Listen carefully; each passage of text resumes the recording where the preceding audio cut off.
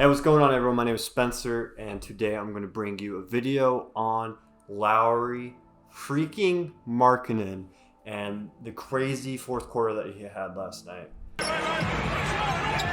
Score on this end and try to get some stops. Markkanen, bang! So last night I didn't really watch the full game. I need to. By the way, this is G Fuel. I'm not sponsored by them, but it is very good stuff.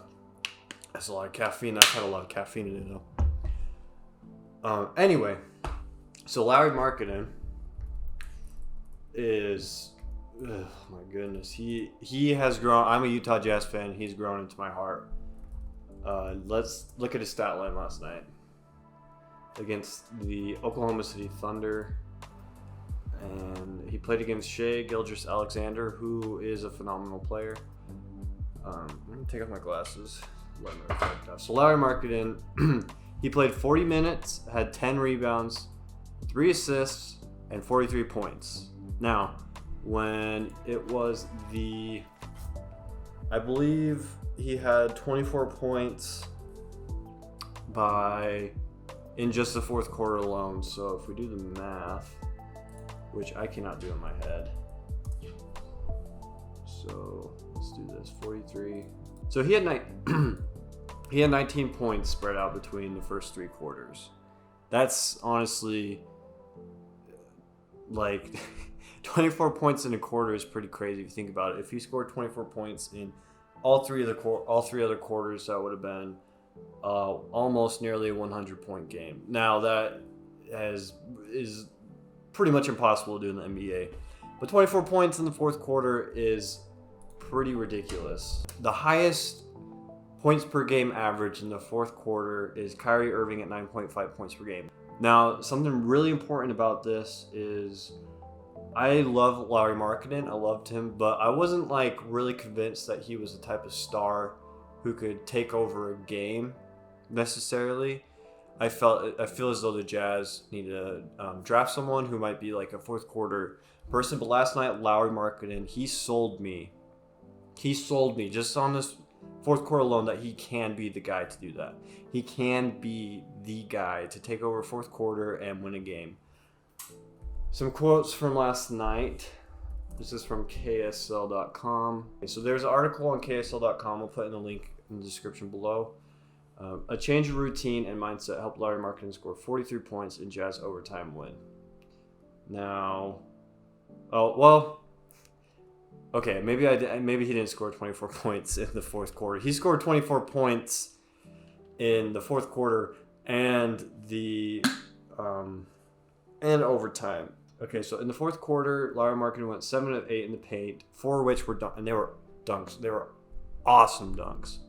Like, I got so hyped. My wife was like, what's happening? And I was like, oh, Lauri Markkanen just dunked. She's like, okay.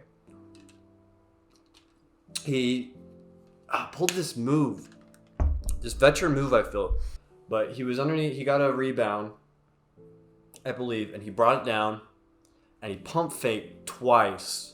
He pump faked 2 different people out twice, and he was able to get it in and helped out the team. This was Will Hardy. He said, it felt like we were down 6 to 8 points for the majority of the game and just kept hanging around, kept battling. Everyone stayed the course, and we were fortunate to make a lot of big plays down the stretch of regulation. And then, obviously, some big plays down the stretch in overtime. And then, end of quote. Most of these were made by Markkanen. His 3-point shooting was a bit cold. 1 for 8. Okay, so this is another fat reason why I think Lauri Markkanen is living up to his potential that was seen. That should have been here a couple years ago, according to some people, when he was on the Chicago Bulls.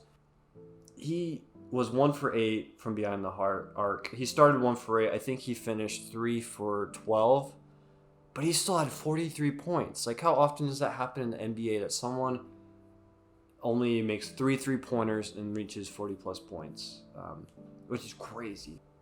The Oklahoma City Thunder are going to be a great team.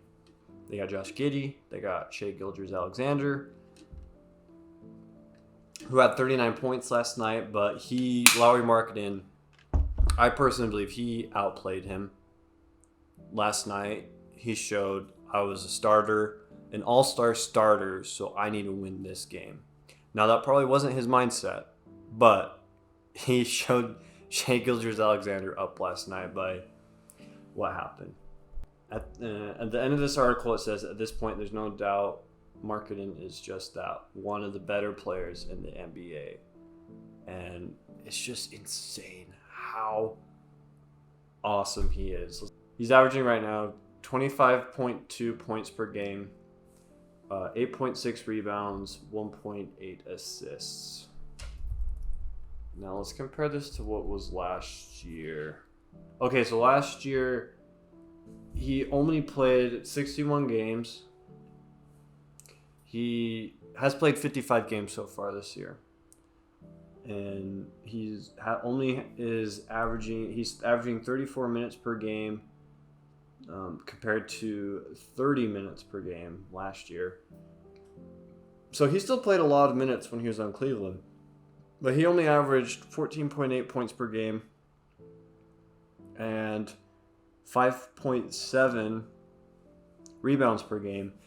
1.3 assists per game last year, 1.8 this year. So even his assist numbers are going up. Like, he has to be the most improved player by far. He is taking this huge leap.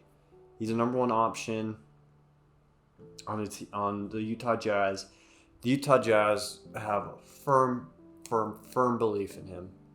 It's a firm belief that he's going to take him far away and into the finals, hopefully eventually, because we have 15 first-round draft picks over the next 6 years or so.